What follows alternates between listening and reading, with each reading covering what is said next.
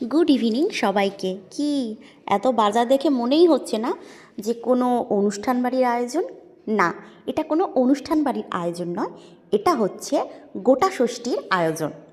পুরো 14টা গোষ্ঠীর ষষ্ঠী এক জায়গায় হবে, তাই এত বাজার। হ্যাঁ, সরস্বতী পুজোর দিন রাত্রেবেলায় আমাদের বাড়িতে হয় গোটা ষষ্ঠী, মানে গোটা চচ্চড়ির হয়, আর তারপরের দিনকে সকালবেলায় সেটা খাওয়া হয়। সেই আয়োজন হচ্ছে, ঠিক আছে।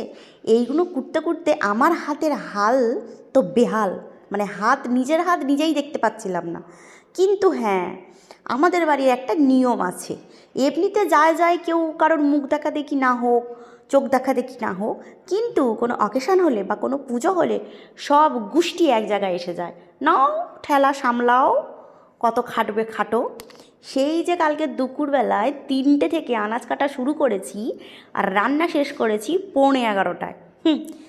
চারটিখানি রান্নি আমি নই, পুরো রান্নি বাউন আমি, ঠিক আছে।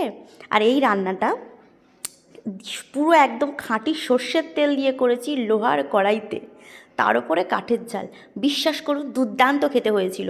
যারা যারা আমার ভিডিও দেখছেন, যদি সবাইকে পাঠাতে পারতাম খুবই ভালো হতো, তারপরে বুঝতেন না আমি কি ধরনের রান্নি। যাই হোক, এই ষষ্ঠীর বাজারে দেওয়া হয়েছিল গোটা আলু, গোটা শিম, বিন, গাজর, বিট, আর হচ্ছে গোটা ফুলকপি, বাঁধাকপি, লাউ ডাঁটা আর শিশোলা পালং। আর ছিল 5টা কুল, মানে টক কুল, এটা দিতে হয়, এটা আমার শাশুড়ি বা যা বলেছে এটা দিতে হয়। আর ছিল 5টা সজনে ফুল।